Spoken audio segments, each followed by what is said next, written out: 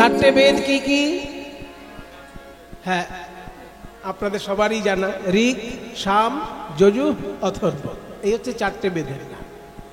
এবার যদি বলি 6টি দর্শন কি কি, এটা হয়তো সবাই পারবেন না, এটা একটু শুনে রাখো। 6টি দর্শন হচ্ছে সাংখ্য, যোগ, ন্যায়, বৈশেষিক, মীমাংসা এবং বেদান্ত। এই 6টি দর্শনকে বলা হয় আস্তিক দর্শন, কারণ এগুলো বেদের প্রামাণ্য স্বীকার করে।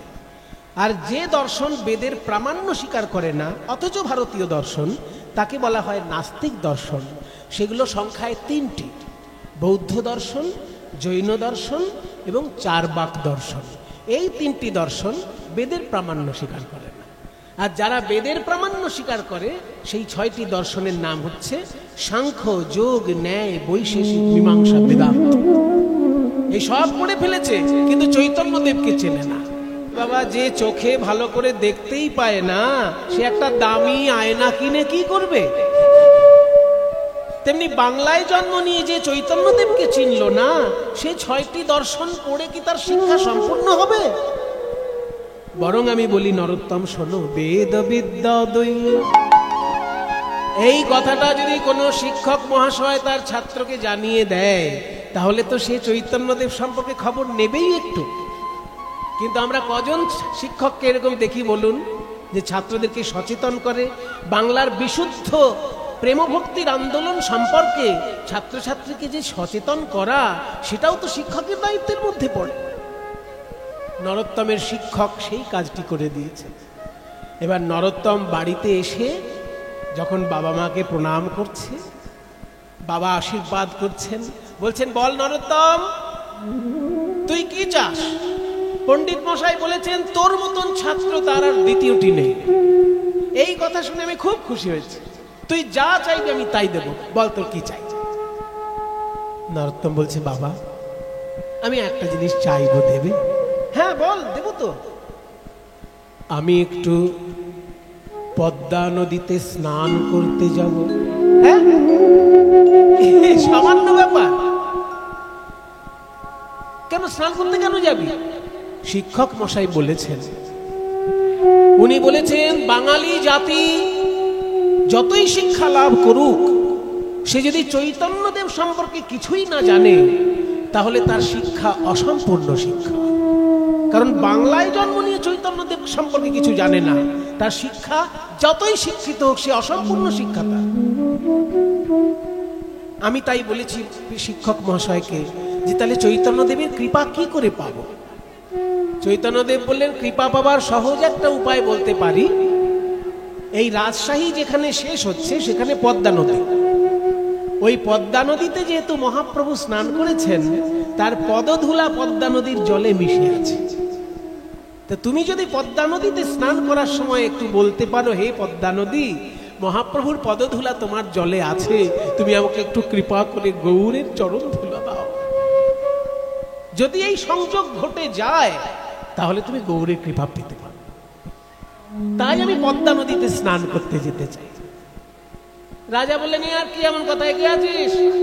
একটা হাতে নিয়ে আয়, কিংবা পালকি নিয়ে আয়, ওই পালকিতে চেপে আমার ছেলে যাবে স্নান করতে। বলে, না বাবা, পালকিতে করে লোকের কাঁধে চেপে আমি যাব স্নান করতে ওই চরণ ধুলা মাখার জন্য? না।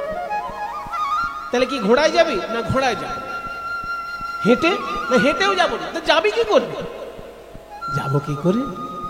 আমি গড়া গড়ি দিয়ে যাব, আমি গড়া গড়ি দিয়ে যাব, ভক্তের পদধূলা অঙ্গের ভূষণ হবে, আমি গড়া গড়ি দিয়ে যাব, ভক্তের পদধূলায় অঙ্গের ভূষণ হবে, আমি গড়াগড়ি দিয়ে যাব।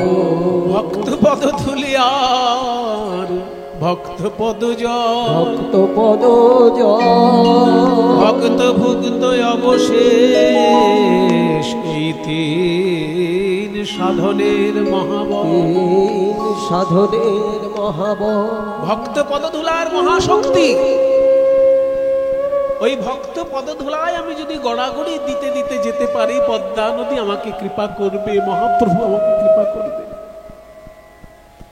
ঠিক আছে, ছেলেকে যা দেব বলেছি, ঠিক আছে, ও যেমন ভাবে যেতে চায় যাক। এই কে আছিস?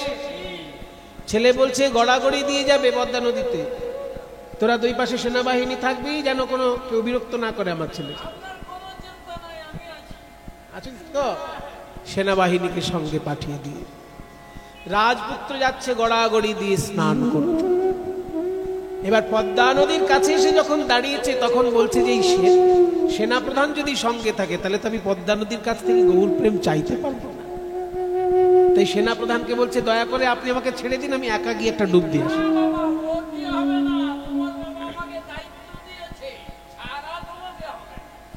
ছাড়বেন না? তাহলে আমি কি করব জানেন? আপনি যদি আমাকে ধরে নিয়ে গিয়ে স্নান করান, আমি বাবাকে গিয়ে বলবো এই লোকটা আমাকে ডুবাতে চেয়েছে।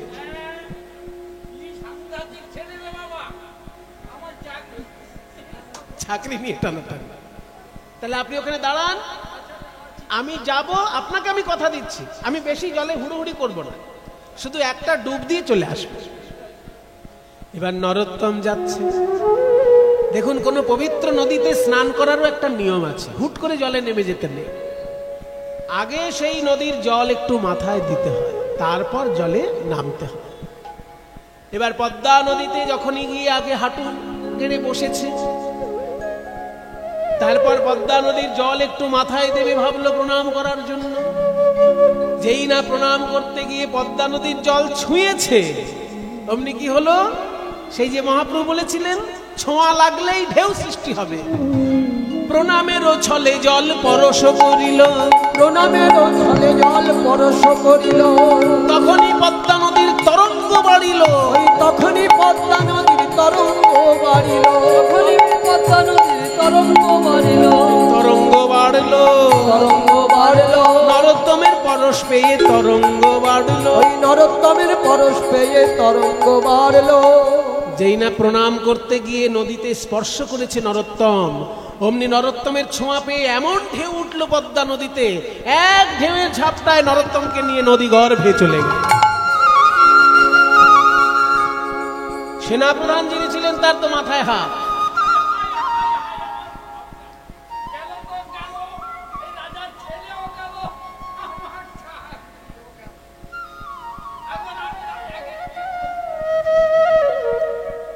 সেনাপ্রধান চিন্তা করছে, ওদিকে পদ্মা নদীর গর্ভে চলে গেছে নরোত্তম জলের ঢেউতে।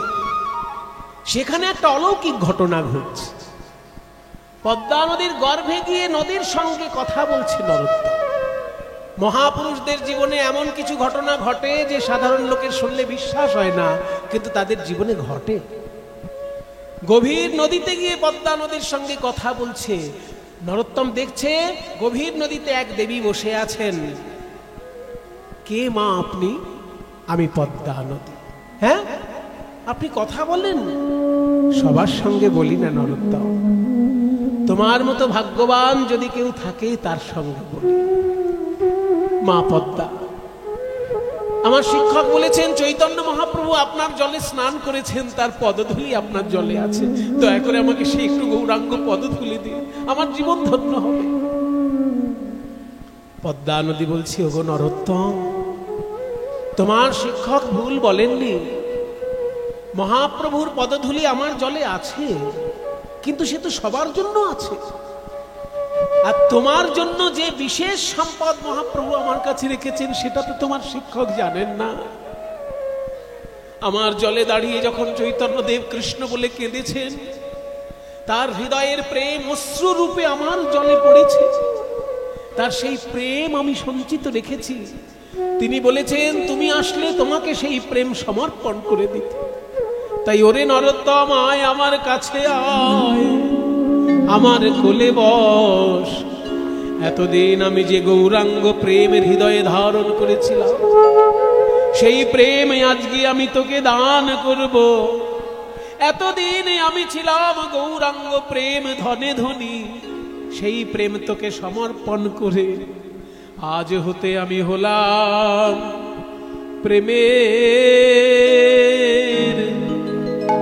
প্রেমের কাঙালিনী।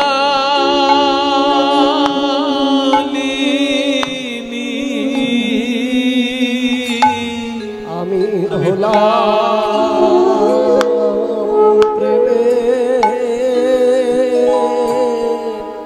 প্রেমের কাঙালিনী।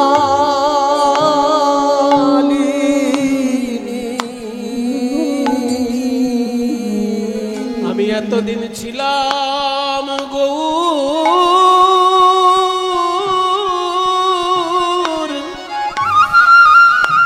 গৌর প্রেমে ধনী।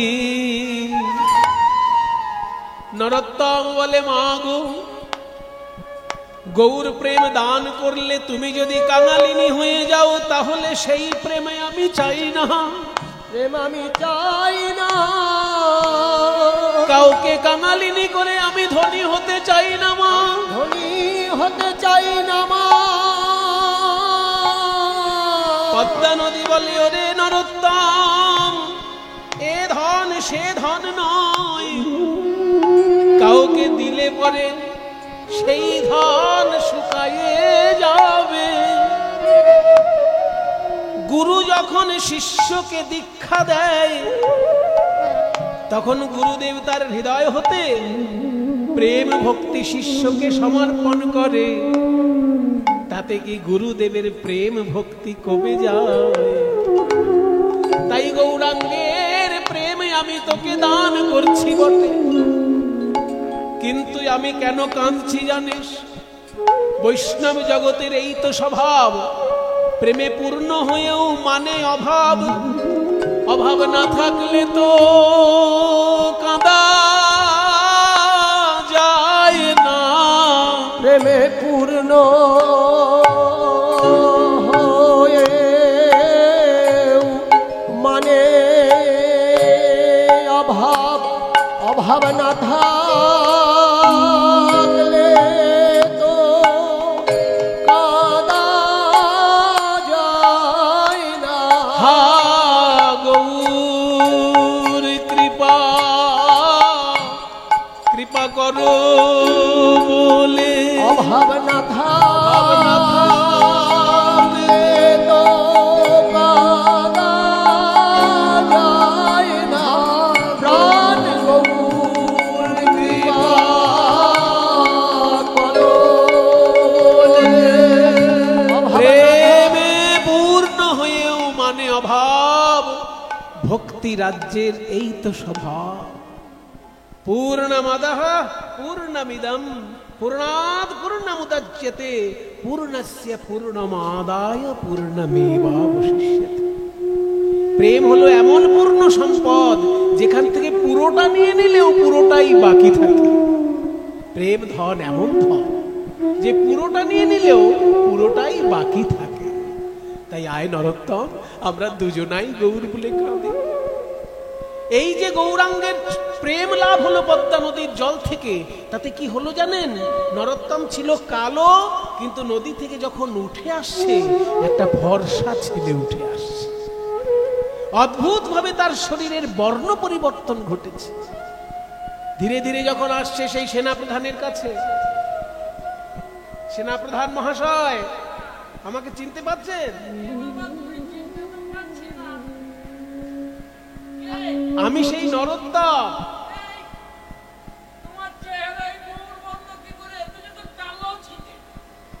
কি করে আমার গৌরবর্ণ হলো সেই খবরই তো জানাতে এসেছি। পদ্মা নদীর জলে আমি গৌরাঙ্গ মহাপ্রভুর প্রেম পেয়েছি, আর সেই প্রেম আমি সকলকে বিতরণ করব বলে আমি সকলকে আহ্বান করছি। ওরে প্রেম নিবিয়া, ওরে প্রেম নিবিয়ায় বদন ভরে বল রে হরি নাম। প্রেম নিবিয়ায়,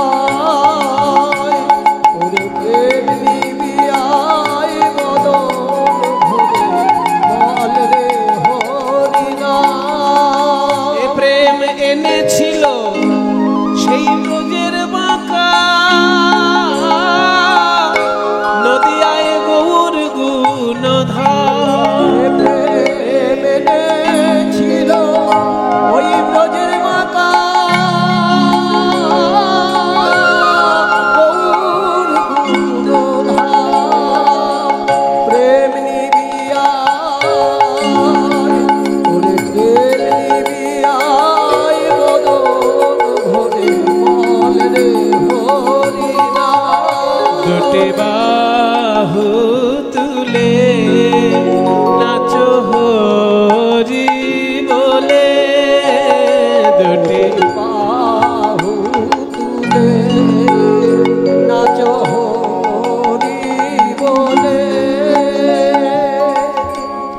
হরি নামে পূর্ণ হবে সকল মনস্কার। হরি নামে পূর্ণ হবে সকল মনস্কার। ওরে প্রেম নিবিয়া, ওরে প্রেম নিবিয়ায় মদন ভরে বল রে হরি নাম, একবার বল রে হরি নাম, একবার বল রে হরি নাম। তোমরা গাও রে আনন্দ ভরে, হরে কৃষ্ণ রাম, মুখে হরে কৃষ্ণ হরে রাম বলো অবিরাম। রাজা কৃষ্ণধন দত্ত দেখলেন আমার যে ছেলে স্নান করতে গেল সেই ছেলে তো ফিরে এলো না। উচ্চ শিক্ষিত এক ছেলে গেল স্নান করতে, কিন্তু যে এসেছে তো তাকে তো দেখে মনে হচ্ছে ভাব গম্ভীর কোনো মুনি ঋষি। এই কটা দিন আমার ঘরে থাকবে কে জানে, যে কদিন আমার ঘরে থাকে সেই কদিনই আমি পুত্রবদন দর্শন করে আনন্দে থাকি। সত্যি নরোত্তমের ঘরে থাকা হলো না, কারণ কিছুদিনের মধ্যে স্বয়ং নিত্যানন্দ প্রভু স্বপ্ন দিলেন। স্বপ্নে দেখা দিয়ে বললেন, নরোত্তম, পদ্মা নদীর কাছে গিয়ে তুমি চৈতন্য দেবের প্রেম পেয়েছো, এ সৌভাগ্য ভূমণ্ডলে কারোর জীবনে ঘটেনি। এত বড় ভাগ্য যখন পেয়েছো তুমি যাও মধুময় বৃন্দাবনে যাও। এই বিশুদ্ধ প্রেমের লীলাভূমি সেই বৃন্দাবন, সেখানে গেলে তোমার আধ্যাত্মিক জীবন পরিপূর্ণতা লাভ করবে। তাই নিত্যানন্দের স্বপ্নাদেশ পেয়ে নরোত্তম একদিন অর্ধ রজনীতে ঘুমন্ত পিতামাতার চরণে প্রণাম জানিয়ে কাউকে না বলে গৃহত্যাগ করলেন। বৃন্দাবনের উদ্দেশ্যে খালি পায়ে হেঁটে চলেছে বৃন্দাবন রাজপুত্র নরোত্তম। আমি হরি বলবো। এখন যে গানটি গাইছি এই গানটিও নরোত্তম দাসের রচনা। আমি হরি বলবো আর মদন মোহন হেরব গো, আমি হরি বলবো আর মদন মোহন হেরব গো, আমি হরি বলবো। আমি এইভাবে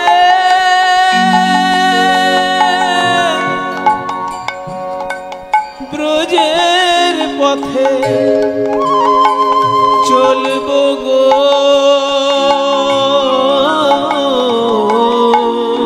আমি হরি বলবো আর মদন মোহন হেরব গো, আমি হরি বলবো। আমি যাব গো ব্রজেন্দ্রপুর, হব গো গোপিকার নূপুর। আমি যাব গো ব্রজেন্দ্রপুর, হব গো গোপিকার নূপুর। তাদের চরণে মধুর মধুর, তাদের চরণে মধুর মধুর বাজব গো, আমি হরি বলবো আর মদন মোহন হেরব গো, আমি হরি বলবো আর মদন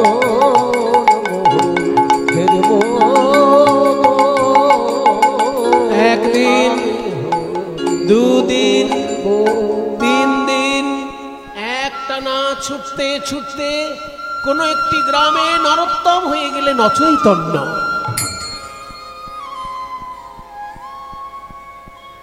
জ্ঞান যখন ফিরল নরোত্তমের, দেখলো একজন ঠাকুর মশাইয়ের কোলে মাথা দিয়ে শুয়ে আছে। কোন একজন ব্রাহ্মণ নরোত্তমের মাথাটা কোলের উপর নিয়ে মাথায় হাত বুলাচ্ছে। নরোত্তম,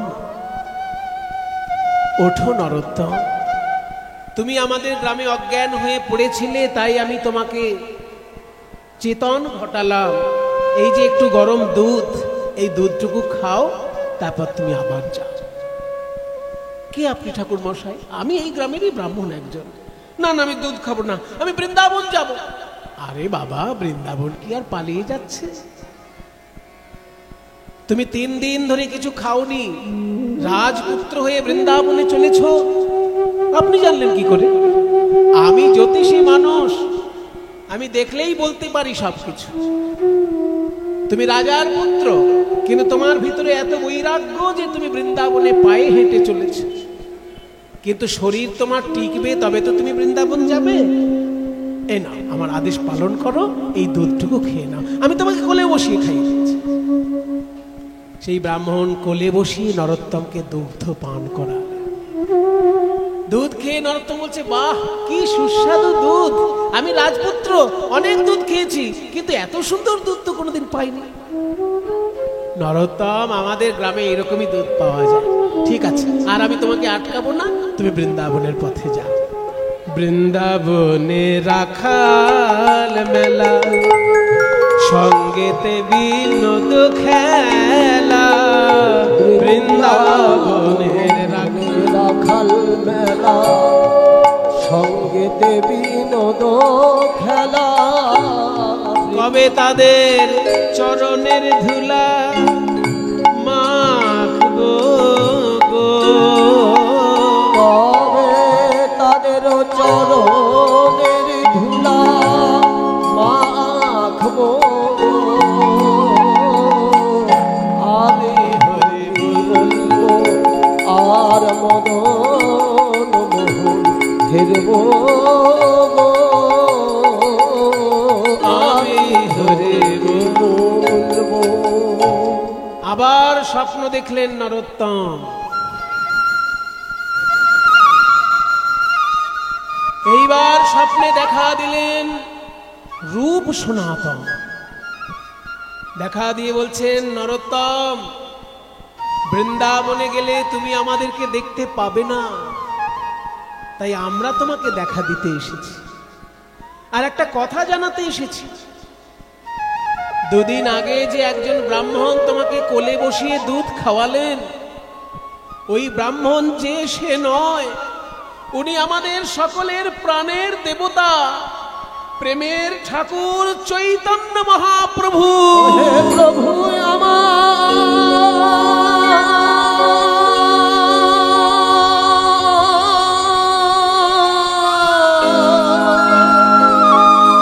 ঘুম ভেঙে গিয়ে নরোত্তম কেঁদে উঠল।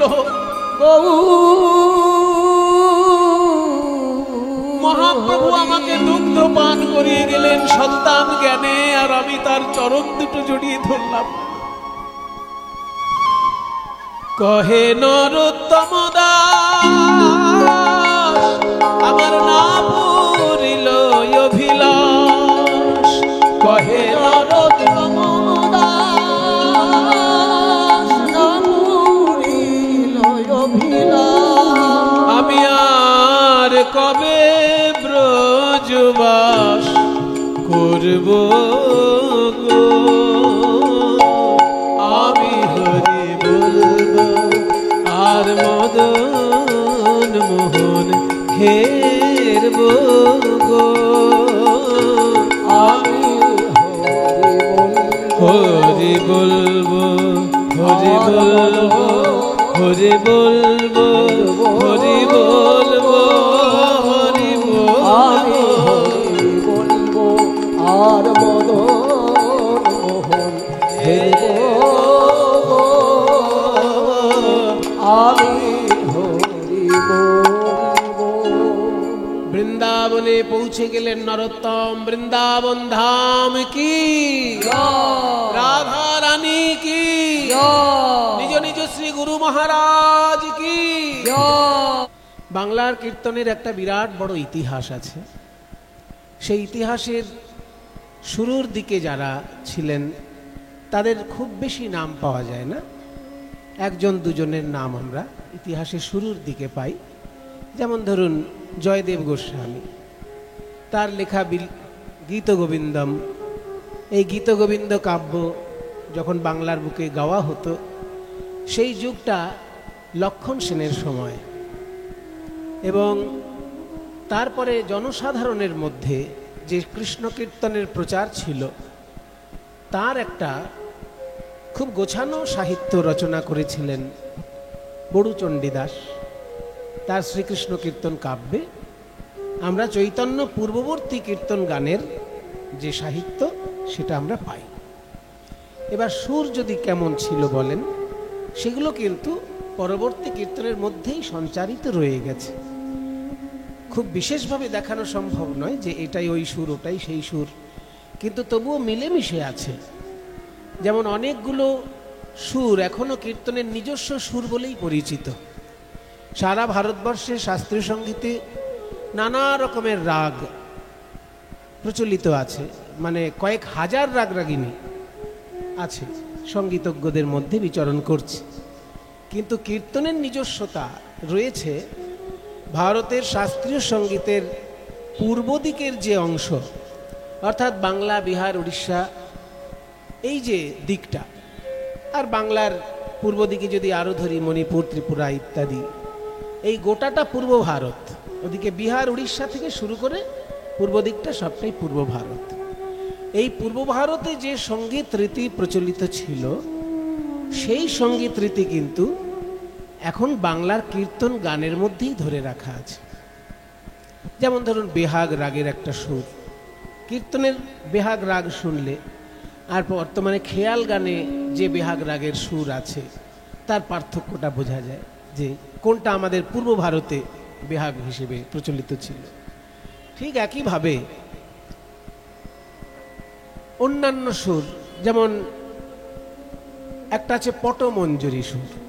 এই পটমঞ্জরি রাগটা কীর্তন গানে এখনো একইভাবে গাওয়া হয়, কিন্তু পটমঞ্জরিতে কাউকে খেয়াল চট করে গাইতে শুনবেন না। পটমঞ্জরি রাগে নজরুল ইসলামের গান আছে, কিন্তু খেয়াল গান চট করে শোনা যায় না। বাংলার কীর্তন গানে পটমঞ্জরি রাগেরও কিন্তু রূপ আছে। কাজেই এক কথায় যেটা বলা যায় যে ভারতের পূর্ব দিকের যে শাস্ত্রীয় সঙ্গীত সেটা কিন্তু কীর্তনের মধ্যে ধরে রাখা আছে। তবে হ্যাঁ, খুঁজে বার করাটা খুব কঠিন কাজ, খুব গবেষণার কাজ। আমাদের এই বাংলার কীর্তনের মধ্যে চৈতন্য মহাপ্রভুর ঠিক পরের যে প্রজন্ম, তাদের মধ্যে নরোত্তম দাস ঠাকুর মহাশয় এই কীর্তনকে রাগরাগিনীর আশ্রয়ে একটা সুচারু রূপে নিবদ্ধ করেছিলেন। সেই নরোত্তম দাস ঠাকুর সম্পর্কে আজকে আমরা একটু শুনবো, জানব। নরোত্তম দাস ঠাকুরের দুটো পরিচয়, একদিকে তিনি বৈষ্ণব আচার্য আর একদিকে তিনি সঙ্গীতাচার্য। কারণ রাগরাগিনী তিনি নিজে যতটা জানতেন, উত্তর ভারতে গিয়ে আরও সমৃদ্ধ হয়েছিলেন। যেহেতু তিনি রাজপুত্র ছিলেন, তাই রাজকীয় সঙ্গীতের যে রূপ রীতি সেগুলো তার ভিতরে ছোটবেলা থেকেই আগে থেকেই প্রবেশ করেছিল। তারপর সে আরও উত্তর ভারতে গিয়ে বৃন্দাবনে থেকে যখন উত্তর ভারতের সঙ্গীতের সঙ্গে পরিচিত হলেন, সেইটাকে নিয়ে বাংলার কীর্তন গানে এমন একটি রূপ দিলেন, সেটা বাংলার নিজস্ব শাস্ত্রীয় সঙ্গীত হয়ে রইল। সেই কীর্তন গানের নামটা হচ্ছে গড়ানহাটি কীর্তন। কীর্তনের অনেক ভাগ আছে, যে কীর্তন গানে রাগরাগিনীকে আশ্রয় করে এবং আখর কম দিয়ে যে কীর্তন গান গাওয়া হতো সেটা গড়ানহাটি কীর্তন। আর সেই গড়ানহাটি কীর্তনের প্রতিষ্ঠাতাই হচ্ছেন নরোত্তম দাস ঠাকুর মহাশয়। আজকে আমরা তার সম্পর্কে জানব। আগে একটু চৈতন্যদেব সম্পর্কে শুনে নি। পদকর্তা চৈতন্যদেব সম্পর্কে বলছেন যে অখিল ভুবন ভরি হরি রসবাদর বরিক্ষত চৈতন্য মেঘে। অর্থাৎ চৈতন্য মহাপ্রভু রূপী যে মেঘ নেমে এলো বাংলার সৌভাগ্যাকাশে, সেই গৌরাঙ্গ মেঘে যে বর্ষণ করল, সেই বর্ষণটা কি? না হরি রস বাদর, হরি রসের বন্যা, হরি রসের বন্যা বয়ে গেল, কৃষ্ণ প্রেম রসের বন্যা বয়ে গেল গৌরাঙ্গ মেঘের দ্বারা। আমরা যে বৃষ্টি দেখতে পাই, আকাশে মেঘ জমে বৃষ্টি হয়, এই বৃষ্টিটা কিন্তু আমাদের যে জল দেয়, সেই জলটা কি জল? বিজ্ঞানীদেরকে জিজ্ঞেস করবেন, বিজ্ঞানীরা বলে বৃষ্টির জলে কিন্তু অ্যাসিড মেশানো থাকে। দেখবেন বৃষ্টির জল গায়ে পড়লে ঘামাচি মরে যায়। অনেকে আছে না, গায়ে ঘামাচি থাকলে বৃষ্টির জলে গিয়ে স্নান করে। কারণ কি? বৃষ্টির জলে ঘামাচি মরছে, নদীর জলে মরছে না, পুকুরের জলে মরছে না। কেন মরছে না? না, বৃষ্টির জলে অ্যাসিড আছে, সেই জন্য ঘামাচি মরে যাচ্ছে। তাহলে বৃষ্টির জল ঠান্ডা জল, ভালো জল, ভালো জল তো বটেই, কিন্তু তাতে অ্যাসিড মেশানো আছে। আর আমার গৌরাঙ্গ মেঘ থেকে যে বৃষ্টি নেমে এলো, সেই বৃষ্টি হচ্ছে প্রেমের বৃষ্টি। কৃষ্ণ প্রেমের বন্যায় ভাসিয়ে দিল।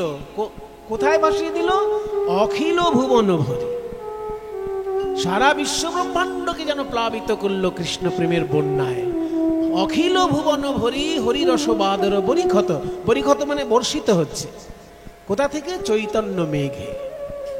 আর সেই মেঘের প্রেম জল যারা পান করছে তারা কারা? না, বৃষ্টির জলের জন্য যারা আশা করে বসে থাকে তাদেরকে বলে চাতক পাখি। চাতক পাখি অন্য জল খায় না, সে শুধু বৃষ্টির জলের জন্য আকাশের দিকে তাকিয়ে থাকে।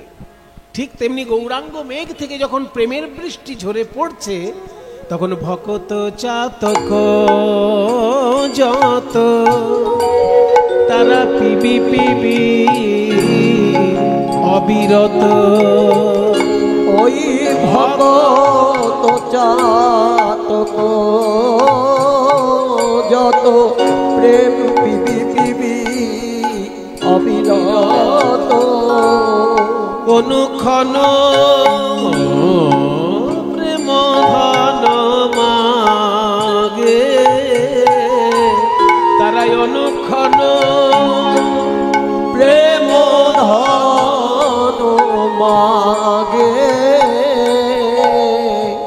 বৃষ্টির জল খাওয়ার জন্য যেমন চাতক পাখি ব্যাকুল হয়ে থাকে, তেমনি ভক্ত চাতক যারা, তারা ওই গৌরাঙ্গরূপী মেঘ থেকে প্রেমের বৃষ্টি পান করছে। আর যত পান করছে তাদের পিপাসা মেটে না, পিপাসা মেটে না। দিবানিশি প্রেম পান করেও পিপাসা মেটে না, দিবানিশি প্রেম পান করেও পিপাসা মেটে না। দিবানিশি প্রেম পান করেও পিপাসা মেটে না। দিবানিশি প্রেম পান করেও পিপাসা মেটে না, পিপাসা মেটে না। একটা দারুণ ছড়া আছে, ছড়ায় বলছে যে কার কি চিন্তা, কে কি চিন্তা করে, তার একটা মজার ছড়া আছে। বলে যোগীর চিন্তা জগন্নাথ, আর ফকিরের চিন্তা মক্কা, ধনীর চিন্তা ধন, আর ৯৯ ধাক্কা। একটু বুঝে নিন, বেশ মজার ছড়া তো। যোগীর চিন্তা জগন্নাথ, মানে যোগী সবসময় ভাবে এই যে আমি যোগ তপস্যা করছি, কবে জগন্নাথের রথের দড়ি ধরবো, আমার মুক্তি লাভ হবে। যোগীর চিন্তা জগন্নাথ। আর ফকিরের চিন্তা মক্কা। ফকির বাবা সারা বছর ভিক্ষে করছে, কেউ যদি ১ টাকা দেয়, ফকির বাবা ৮ আনা খায় আর ৮ আনা জমিয়ে রাখে, কারণ জীবনে একবার অন্তত হজ করতে মক্কায় যেতে হবে তাকে। তাই যোগীর চিন্তা জগন্নাথ, আর ফকিরের চিন্তা মক্কা। আর ধনীর চিন্তা ধন। যারা ধনী ব্যক্তি, তাদের চিন্তা শুধু ধন সম্পদ, আর তাদের অবস্থাটা কি হয়? ৯৯ ধাক্কা। মানে ধনী ব্যক্তির ৯৯ কোনোদিন ১০০ হতে চায় না।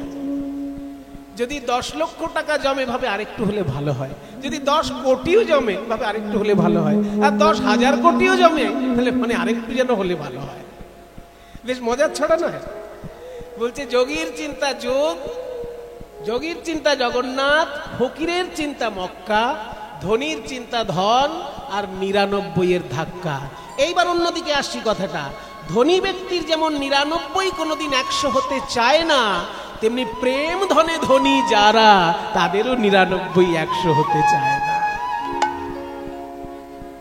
কৃষ্ণ প্রেম ধনে ধনী যারা, তাদেরকে কোনোদিন বলতে শুনেছেন যে অনেক নাম জপ করেছি আর আমার দরকার নেই? সে হয়তো লক্ষ লক্ষ নাম জপ করেছে, তবুও সে জপের মালা নিয়ে মনের আনন্দে নাম জপ করছে। হয়তো 100 বার বৃন্দাবনে গেছে, তবু বলছে এইবার সামনে পরে বৃন্দাবন যাবে। তার মানে কি, সে প্রেম ধনে ধনী, তারও কিন্তু 99 কখনো 100 হচ্ছে না। এটা হচ্ছে ভক্তের স্বভাব, এটা হচ্ছে সাধকের স্বভাব। যদি পরিপূর্ণতা এসে যায় তাহলে আর তার সাধনা হবে না। ওই জন্য 99 বাঁচিয়ে রাখতে হবে, 100 করতে দেওয়া যাবে না। তাই পিপাসা মেটে না, পিপাসা মেটে না, দিবানিশি প্রেম পান করেও পিপাসা মেটে না, দিবানিশি প্রেম পান করে আমার গৌরাঙ্গ মেঘ হতে দিবানিশি প্রেম পান করে, গৌরাঙ্গ মেঘ হতে প্রেম পান করে, গৌরাঙ্গ মেঘ হতে প্রেম পান করে, গৌরাঙ্গ মেঘ হতে প্রেম পান করে পিপাসা মেটে না, অনুক্ষণ প্রেম ধন মাগে। তাহলে এমন একটা মূল্যবান মেঘ, সাধারণ মেঘ থেকে অ্যাসিড জল বৃষ্টি হয়, আর গৌরাঙ্গ মেঘ থেকে প্রেমের জল বৃষ্টি হয়। সেই মেঘের জন্মদিনটা কবে? পদকর্তা বলছেন ফাল্গুনী পূর্ণিমা তিথি, সেই মেঘের জন্ম তিথি, ওই ফাল্গুনী পূর্ণিমা তিথি, মেঘের জন্ম তিথি, সেই মেঘে করল বাদর, বাদর বন্যায় ভাসিয়ে দিল সেই মেঘ। বন্যা হলে কি হয় বলুন তো? মনে করুন 1 ফুট উঁচু জায়গা কিংবা 2 ফুট উঁচু জায়গা, কিন্তু সেখানে যদি 10 ফুট জল হয়ে যায়, কোন জায়গা 2 ফুট উঁচু, কোন জায়গা 1 ফুট উঁচু, সেগুলো কি আর বোঝা যায়? সব তখন সমান হয়ে যায়। ঠিক তেমনি চৈতন্য মেঘ আসার আগে আমাদের উঁচু উঁচু ব্যাপারটা ছিল। এই ব্রাহ্মণ এ হচ্ছে উঁচু, এ ক্ষত্রিয় এ হচ্ছে মাঝারি, এ বৈশ্য এ হচ্ছে সেজো টাইপের, এ শূদ্র এ হচ্ছে নিচু। তাহলে এই যে ব্রাহ্মণ ক্ষত্রিয় বৈশ্য শূদ্র উঁচু নিচু ব্যাপারটা ছিল, যখনই গৌরাঙ্গ মেঘের প্রেম বর্ষণ হলো, সব মিলেমিশে একাকার হয়ে গেল। তাই বলি উঁচা নিচা যত ছিল, সব প্রেম জলে ভাসাইল। উঁচা নিচা যত ছিল, প্রেম জলে ভাসাইল। আমার গোরা বড় দয়ার সাগর গো, গোরা বড় দয়ার আমার, গোরা বড় দয়ার সাগর গো, গোরা বড় দয়ার সাগর। কিছু কিছু মানুষ আছেন, 1000 বার বললেও তাদের সম্ভব হয় না মাটিতে নেমে এসে ধুলো মাখা। আর প্রেম কোথায় থাকে? ওই চরণ ধুলার মধ্যেই থাকে। তাই যেহেতু তাদের সম্ভব হলো না নিচে নেমে এসে চরণ ধুলা মেখে প্রেম গ্রহণ করা, তাই মহাপ্রভু কি করলেন? ওই প্রেম আবার উপরে পৌঁছে দিলেন। তারা যেখানে আছে সেখানেও প্রেম পৌঁছে দিলেন। দেখবেন জলের ধর্ম হচ্ছে নিচের দিকে যাওয়া, তাই তো জল সব সময় নিচের দিকে যায়। কিন্তু জলে যদি যন্ত্রযোগ হয়, মানে জলে যদি একটা মোটর মেশিন লাগিয়ে দেওয়া হয়, পাম্প মেশিন লাগিয়ে দেওয়া হয়, তাহলে সেই জল 5 তলা 10 তলার উপরে উঠে যাচ্ছে। ঠিক তেমনি যারা অভিমান মঞ্চে বসে আছে, নিচে নামতে পারলো না, প্রেম পেল না, মহাপ্রভু কি করলেন? একজন ভক্তরূপী যন্ত্রের মাধ্যমে সেই প্রেম সর্বস্তরে পৌঁছে দিলেন। তাই পদকর্তা বলছেন জীবেরে করিয়া যন্ত্র, হরি নাম মহামন্ত্র। ওই জীবেরে করিয়া যন্ত্র, হরি নাম মহামন্ত্র। দিল ঘরে ঘরে প্রেমের অঞ্জলি গো, দিল ঘরে ঘরে প্রেমের অঞ্জলি গো। পাপী তাপী যত ছিল প্রেম জলে ভাসাইল বাড়িল গৌরাঙ্গ ঠাকুরানী। পাপী তাপী যারা ছিল তাদের দু একজন নাম বলুন। পদকর্তা বলছি, জগাই মাধাই পাপী ছিল, তারাও প্রেমে উদ্ধারিল। ওই জগাই মাধাই পাপী ছিল, তারাও প্রেমে উদ্ধারিল। হেন জীবে বিলাবল দয়া গো, প্রভু হেন জীবে বিলাবল দয়া গো। এই দাস সদানন্দে বলে আমি মিছে রইনু মায়া জালে। ও দাস শিবানন্দে বলে আমি মিছে রইনু মায়া জালে। মহাপ্রভু মোরে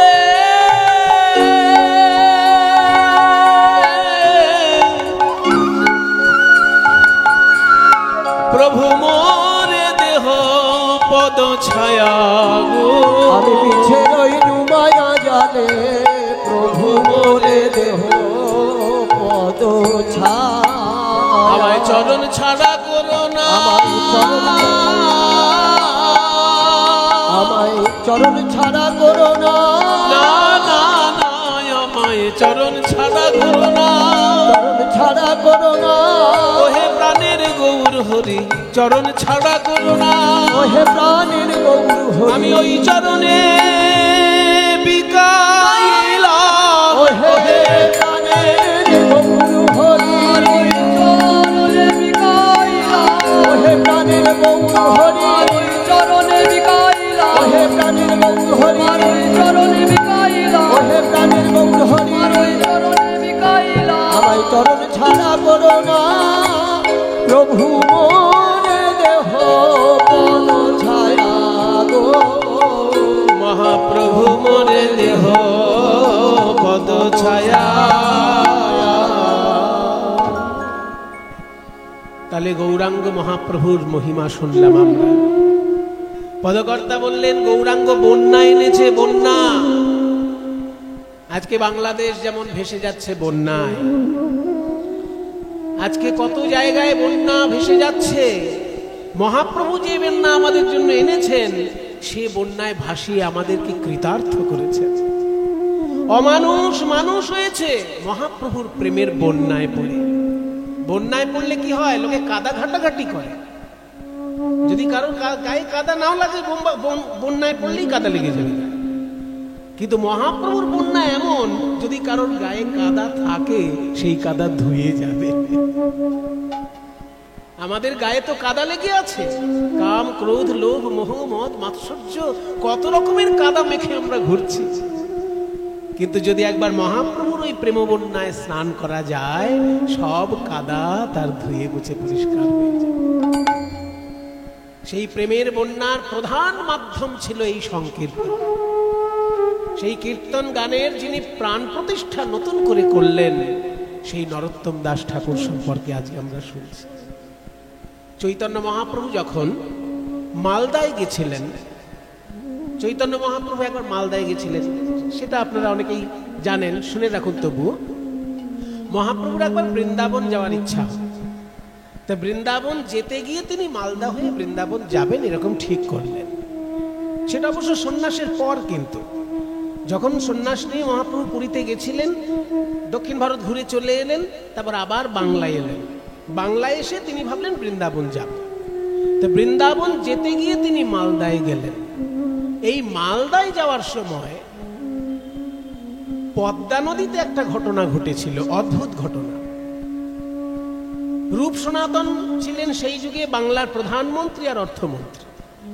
তখনকার দিনে বাংলার নবাব হচ্ছেন আলাউদ্দিন হোসেন শাহ, আর তার প্রধানমন্ত্রী হচ্ছেন সনাতন, আর তার অর্থমন্ত্রী হচ্ছেন রূপ গোস্বামী। তাদেরকে কৃপা করার জন্য মহাপ্রভু তখন মালদায় গেছিলেন। মালদা তখন গোটা বাংলার রাজধানী।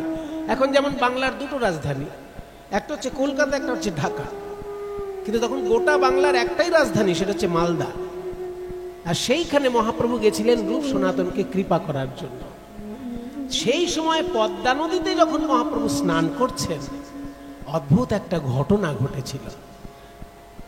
পদ্মা নদীর তীরে আমার শ্রী গৌরাঙ্গ রায়, পদ্মা নদীর তীরে আমার শ্রী গৌরাঙ্গ রায়, পদ্মা নদীর তীরে আমার শ্রী গৌরাঙ্গ রায়, পদ্মা নদীর তীরে আমার শ্রী গৌরাঙ্গ রায়। ভক্তগণ সঙ্গে করি হরি গুণ গায়, ভক্তগণের সঙ্গে করি হরি গুণ গান, ভক্তগণের সঙ্গে করি হরি গুণ গান। হরি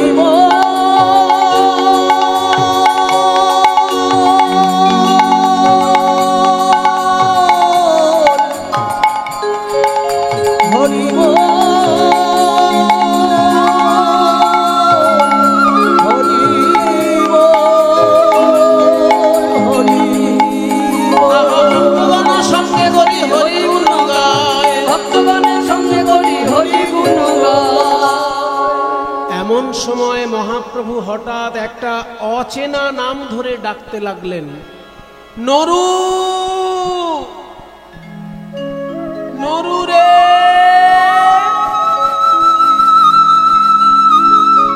নরু।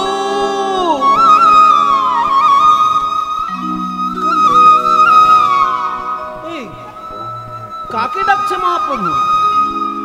এই আমরা যারা ভক্ত আমরা সবাইকে তো সবাই চিনি, আমাদের মধ্যে তো কারোর নাম নরু নয়, কার নামে ডাকছেন মহাপ্রভু? প্রভু আপনি কাকে ডাকছেন? আমি যাকে ডাকছি তার এখনো জন্মই হয়নি। হ্যাঁ হ্যাঁ, তার ডাক নাম হবে নরু, আর ভালো নাম নরোত্তম।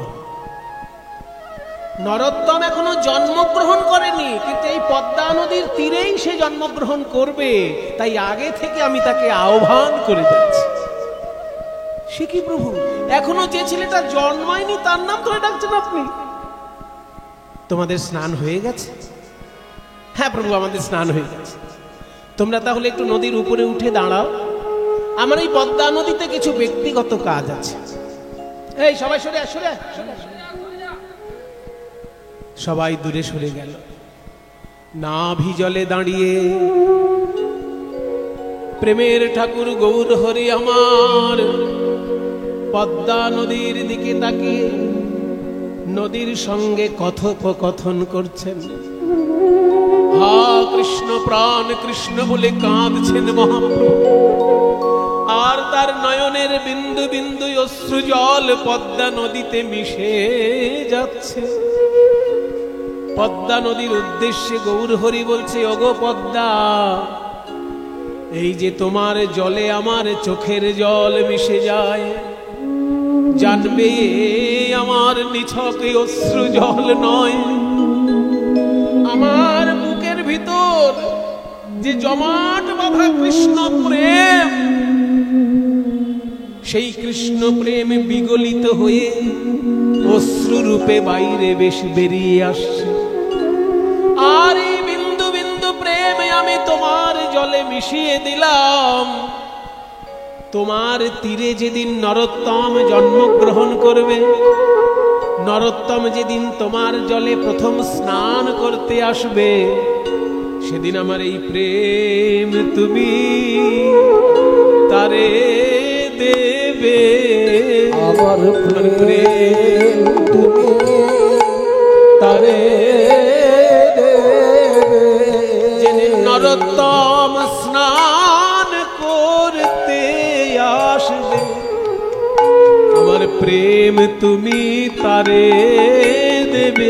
যেদিন নরোত্তম স্নান করতে আসবে, আমার প্রেম তুমি তারে দেবে। যেদিন নরোত্তম স্নান করতে আসবে তোমার জলে, আমার এই কৃষ্ণ প্রেম তাকে সমর্পণ করবে। এগুলো অদ্ভুত কথা, অলৌকিক কথা, সাধারণ লোকের বিশ্বাসযোগ্য নয়, কিন্তু ঘটেছে। পদ্মা নদী বলছি, ওগো মহাপ্রভু, আমার জলে তো প্রতিদিন হাজার হাজার মানুষ স্নান করে, কে নরোত্তম আমি কেমন করে বুঝবো? মহাপ্রভু বলেন, এইটা একটা দামি কথা। হাজার হাজার লক্ষ লক্ষ লোক পদ্মা নদীতে স্নান করছে, নরোত্তম দাসটাকে চিনবে কি করে? বলে তাহলে তাকে চেনার একটা উপায় শোনো। নরোত্তম দাস যেদিন প্রথম তোমার জলে স্নান করতে আসবে, তার গায়ের ছোঁয়া লাগলেই তোমার জলে অজস্র তরঙ্গ সৃষ্টি হবে। যার গায়ের ছোঁয়া পেলেই তোমার তরঙ্গ সৃষ্টি হবে, জানবে সেই নরোত্তম দাস। যাহার পরশে তুমি অধিক উছলিবা, যাহার পরশে তুমি অধিক উছলিবা, আমার এই প্রেম তুমি তাহারেই দিবা, আমার এই প্রেম তুমি তাহারেই দিবা। সেদিন তোমার তরঙ্গ বাড়বে, তোমার তরঙ্গ বাড়বে, নরোত্তমের পরশে তোমার তরঙ্গ বাড়বে, নরোত্তমের পরশে তোমার তরঙ্গ বাড়বে। নরোত্তম যেদিন প্রথম তোমার জলে স্নান করতে আসবে, তার ছোঁয়া লাগলেই তোমার ঢেউ সৃষ্টি হবে, জানবে সেই নরোত্তম। পদ্মা নদী মনে মনে ভাবছে, বাহ, কবে নরোত্তম এসে আমার জলে স্নান করবে সে তো আমি জানি না, কিন্তু যতদিন নরোত্তম না আসছে ততদিন আমি গৌর প্রেম ধনে ধনী হলাম, প্রেম ধনে ধনী হলাম, আমার নদী জনম সফল হলো, গৌর প্রেম ধনে ধনী হলাম, নদী জনম সফল, আমি শ্রী গৌরাঙ্গের প্রেম পেলাম, নদী জনম ধন্য হলো, গৌরাঙ্গের প্রেম পেলাম, আমার নদী জনম ধন্য হলো, গৌর প্রেম ধনে ধনী হলাম। নরোত্তম কবে আসবে জানি না, কিন্তু আমি গৌরাঙ্গ প্রেম পেয়ে তো ধন্য হলাম। তারপরে মহাপ্রভু রূপ সনাতনের সঙ্গে দেখা করেন এবং সনাতন গোস্বামী বলেন, প্রভু আপনি এই পথে বৃন্দাবনে যাবেন না, আপনি এখান থেকে ফিরে যান, পরবর্তীকালে জঙ্গলের পথে আপনি বৃন্দাবনে যাবেন। তাই পরবর্তীকালে চৈতন্য মহাপ্রভু ঝাড়খণ্ডের জঙ্গল হয়ে বৃন্দাবনে গিয়েছেন। এদিকে এই যে মহাপ্রভুর দিব্য প্রেম মিশে রইল পদ্মা নদীর জলে, ওই পদ্মা নদীর তীরেই যে রাজবাড়ি, সেই রাজা হচ্ছেন কৃষ্ণধন দত্ত, রাজশাহী জেলার রাজা তিনি। রাজশাহী জেলাটা কোথায়? যারা বাংলাদেশ এবং পশ্চিমবঙ্গের ম্যাপটা ভালো জানেন তারা একটু চিন্তা করুন, মুর্শিদাবাদ যেখানে শেষ হচ্ছে পদ্মা নদী, এপারটা জলঙ্গি, মুর্শিদাবাদের ওই কোনটায় জলঙ্গি আছে না, জলঙ্গির ঠিক ওপারটা গেলেই, একটু এগিয়ে গেলেই পদ্মা নদীর পাড়েই রাজশাহী জেলা। হ্যাঁ, কাজেই রাজশাহী আর মুর্শিদাবাদ পদ্মা নদীর এপার ওপার বলতে পারেন। তা সেই রাজশাহীর রাজা ছিলেন কৃষ্ণধন দত্ত, তার পুত্ররূপে জন্মগ্রহণ করলেন এই নরোত্তম। রাজশাহী জেলায় আছে খেতুরি গ্রাম, রাজশাহী জেলায় আছে খেতুরি গ্রাম, কি অপূর্ব শোভা তার অতি মনোরম, কি অপূর্ব শোভা তার অতি মনোরম। নরোত্তম জন্মিলেন, ঠাকুর নরোত্তম জন্মিলেন কৃষ্ণধনের ঘরে, ঠাকুর নরোত্তম জন্মিলেন কৃষ্ণধনের ঘরে, মহাভাগ্যবতী নারায়ণীর উদরে, মহাভাগ্যবতী নারায়ণীর উদরে। কৃষ্ণধন দত্ত মহাশয়ের স্ত্রীর নাম নারায়ণী দেবী। রানী মা নারায়ণী দেবীর গর্ভে জন্মগ্রহণ করল নরোত্তম, রাজপুত্র নরোত্তম। এবার রাজার ছেলে বলে সারা রাজ্যেরই আনন্দ। কোন দেশে যদি রাজপুত্র জন্ম নেয়, দেশের লোকের আনন্দ হবে না? অনেক লোক দেখতে গেছে রাজপুত্র, তা আমাদের পাড়া থেকে ইনি গেছিলেন, এনাকে জিজ্ঞেস করি কেমন হয়েছে। ও কৃষ্ণদা এদিকে আসুন, রাজপুত্র দেখতে তো হাজার হাজার লোক গেছে, আপনিও তো গেছেন, তা কেমন লাগলো? কেমন? রাজপুত্র দেখেছেন?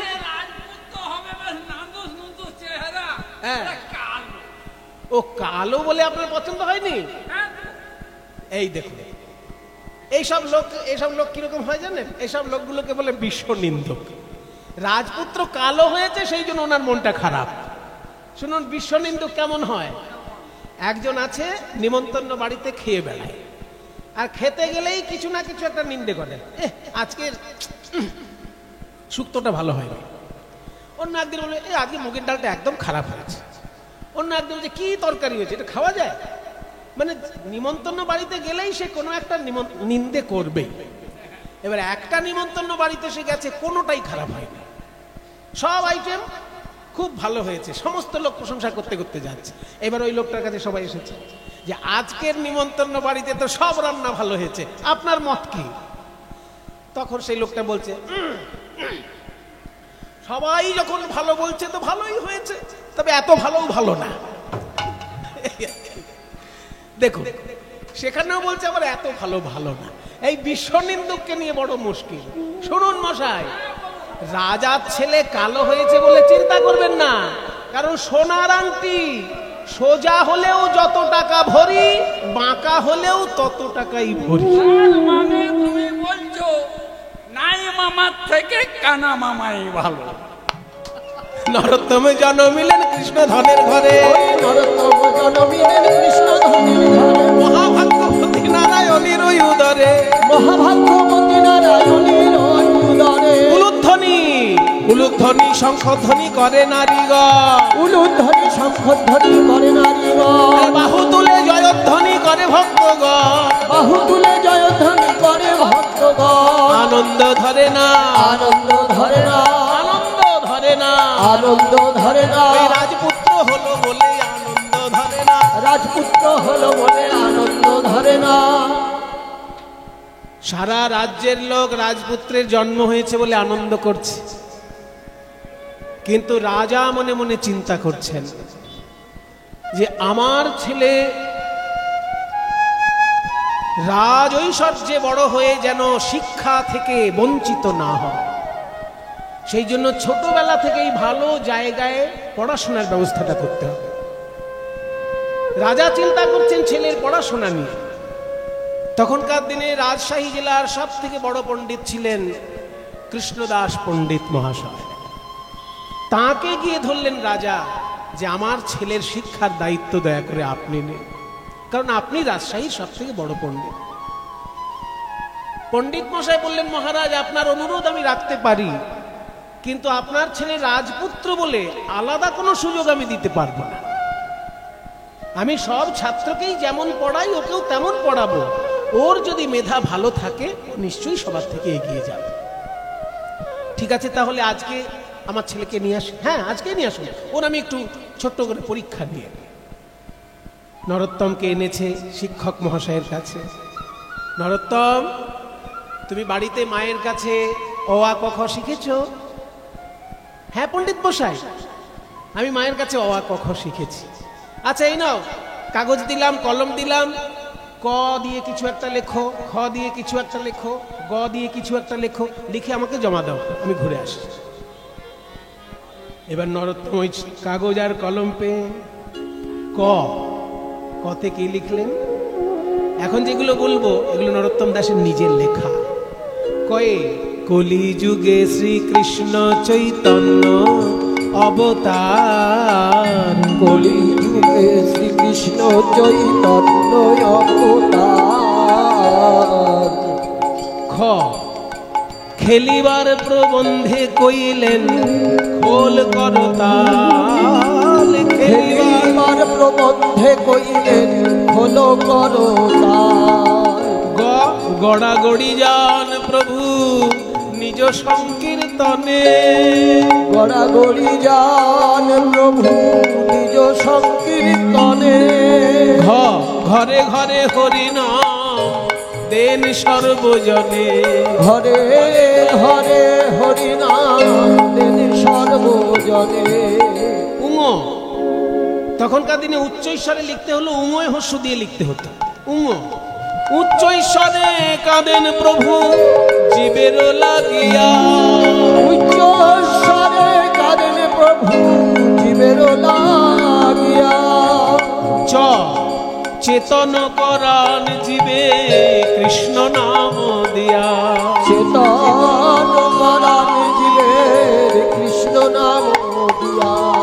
ছ ছল ছল করে আঁখি নেত্রে জল ঝরে, ছলো ছলো করে আখি নেত্রে জল ঝরে। বর্গের জ, জগত পবিত্র কইল গৌর কলে বরে, জগৎ পবিত্র কইল গৌর কলে বরে। ঝ, ঝলমল ঝলমল ঝলমল ঝলমল ঝলমল ঝলমল ঝলমল, ঝলমল মুখ যার পূর্ণ শশধর, ঝলমল মুখ যার পূর্ণ শশধর। এমত না দেখি আর দয়ার সাগর, এমন না দেখি আর দয়ার সাগর। এমন আর নাই আর নাই আর নাই করুণা সিন্ধু অবতার, আর নাই আর নাই করুণা সিন্ধু অবতার। প্রেমের ঠাকুর গৌর হরি, করুণা সিন্ধু অবতার। গৌর হরে করুণা সিন্ধু অবতার। হয় নাই আর নাই এমত না দেখি আর দয়ার সাগর। দেখি নরোত্তম কেমন লিখেছ ক খ গ ঘ দিয়ে। যেই কাগজটি নিলেন শিক্ষক মশাই, ক, কলিযুগে শ্রীকৃষ্ণ চৈতন্য অবতার।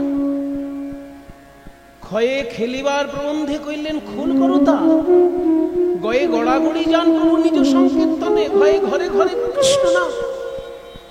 এ তুমি কি করে লিখলে নরোত্তম? আমি যে কোনো ছোট ছেলে মেয়েকে যখন ক খ গ ঘ দিয়ে লিখতে দিই, তারা লিখে কয়ে কাক। আমরা ছোটবেলায় শিখেছি না কয়ে কাক। আরে বাবা, কতে কাকও হয় আর কতে কোকিলও হয়, কিন্তু কয়ে যদি আমাদের কোকিল শেখানো হতো তাহলে মিষ্টি মিষ্টি কথা বেরোতো, কিন্তু কয়ে আমাদেরকে শেখানো হয়েছে কাক। কি করে মিষ্টতা আসবে?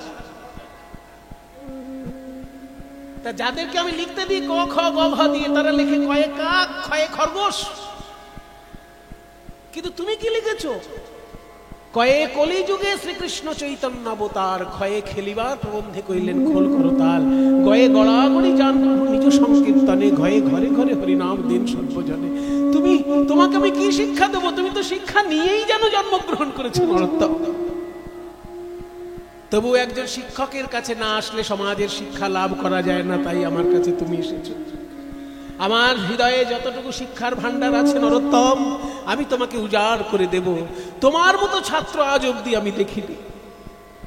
সেদিন থেকে নরোত্তমকে শিক্ষা দিতে লাগলেন কৃষ্ণদাস। অল্প বয়সের মধ্যে খুব গভীর পাণ্ডিত্য লাভ করল নরোত্তম। যেদিনকে বিদ্যার শেষ হচ্ছে, সেই সমাবর্তনের দিন নরোত্তমকে ডেকে বলছে, শোনো নরোত্তম, আজকে তোমার এখানে শিক্ষা লাভ সম্পূর্ণ। তুমি এবার বাড়ি গিয়ে হয়তো রাজত্ব করবে। একটা কথা আমি তোমাকে যাবার সময় বলে দিতে চাই, সোনার বাংলায় জন্মগ্রহণ করে কেউ যদি প্রেমের ঠাকুর চৈতন্য মহাপ্রভুকে ঠিক ঠিক না চেনে, তাহলে বাঙালি হিসেবে তার জন্ম লাভ পরিপূর্ণরূপে সার্থক নয়। বাংলায় জন্ম নিলাম অথচ চৈতন্যদেবকে চিনলাম না, তাহলে আমি অসম্পূর্ণ বাঙালি। জেনে রাখো, 4টে বেদ পড়েছে, 6 দর্শন পড়েছে, কিন্তু গৌরাঙ্গ মহাপ্রভুকে চেনে না, তার সম্পূর্ণ শিক্ষা লাভ হয়নি, তার শিক্ষা অসম্পূর্ণ শিক্ষা। 4 বেদ ষড় দর্শন পড়িয়াছে যেই জন, 4 বেদ